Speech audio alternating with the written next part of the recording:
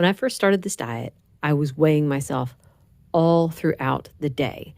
Morning, after using the bathroom, at night before I went to bed. Oh my word, I was like chained to the scale because I was constantly hoping that there would be some kind of loss. And it's funny now looking back. I mean, well, funny, not funny, because that is definitely not normal behavior.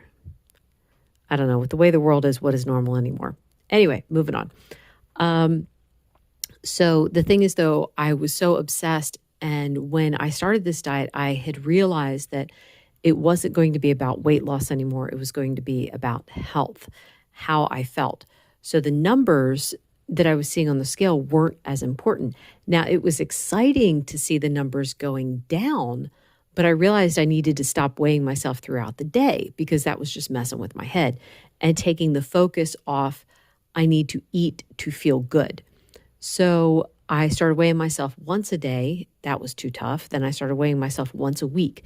Now, the thing is, weighing myself once a week, I would still find an excuse, though, because I'd be like, well, we're going out to eat tomorrow, and I want to see if that has any effect on my weight the next day, because I was still learning, what I could and could not eat. But I hated using that as an excuse. So I finally went down to once a month, and that worked out pretty well for a while. It was nice not to have to think about it. And I did end up hitting my maintenance weight going like that. But then I noticed that my weight was creeping up over the course of, I think it was like 3 months.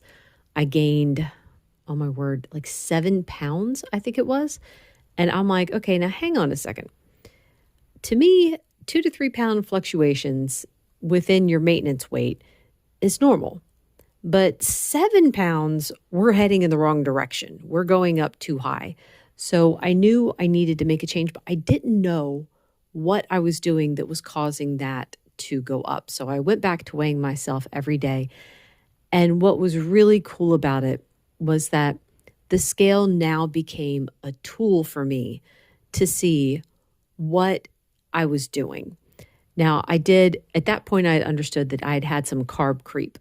I was eating not so much, well, I was having like sweets here and there. So I'll say it was either a keto treat or, this was back when I was still thinking, oh yeah, I can have a slice of cheesecake every once in a while and it'll be fine. But I could see by the scale how quickly I could put the weight on.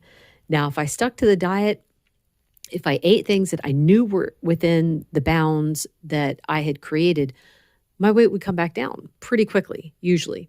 So that weighing myself every day at that point was very, very helpful. And since then, I have seen that still weighing myself every day is helpful. I can see if I eat something and my weight, if I eat something different and my weight goes up the next day, to me, that's an indication that whatever that food was, it caused some inflammation in my system. Even if it takes like a couple days, I'll use the scale to let me know. Maybe only have that food every once in a while because of the fluctuation. There are other times when I have no idea why the scale went up. But in general, there's several things that I can pin it on. Number one, like I said, is I ate a certain kind of food and that caused a fluctuation. Number two would be that my cycle is about to start, and that can cause like a 1 to 2 pound weight gain. Number three is exercise will do it to me. So if I've spent like Tuesday nights and Saturday mornings, those are at least 2 to 3 hours of playing table tennis, and that will cause weight fluctuation. So knowing those things specifically, it doesn't bother me to see the scale move. If it continues in an upward tick, then I know that something's going on and I need to take a look at what I'm eating again. So I wanted to say the scale is tough. You don't want the scale to be telling you how to feel, because I know in the past what would happen And I mean, this was before I started this way of eating.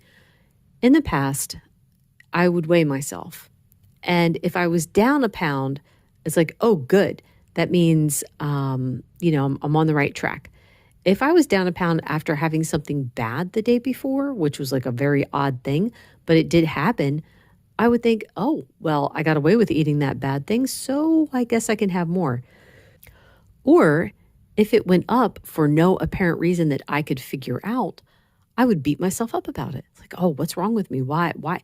So the scale shouldn't be anything more than just letting you know what you need to do moving forward. There shouldn't be any emotions involved.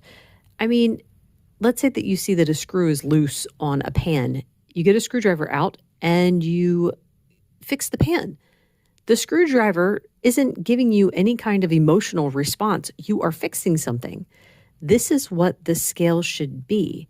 It should be a tool that you use like a screwdriver to see if something needs to be fixed.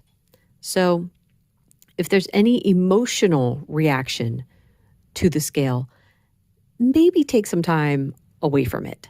Maybe take a month off and just put it away somewhere. Or one of the things that helped me stay off the scale was I had a couple passages from the Bible taped to it. One was like, a city whose walls are broken down is a person who lacks self-control. The other one is that I can never remember the exact wording, but it's basically you put your trust in the Lord and he is faithful. That's pretty much it. So I have those taped to the scale to remind me. First, they were there to remind me to stay off of it. Now they're to remind me there's no emotional attachment to the scale. It is there to be used as a tool. And if my emotions did get involved again, I would have to stop weighing myself again. So anyway, that is all for today. Thank you so much for listening. Bye.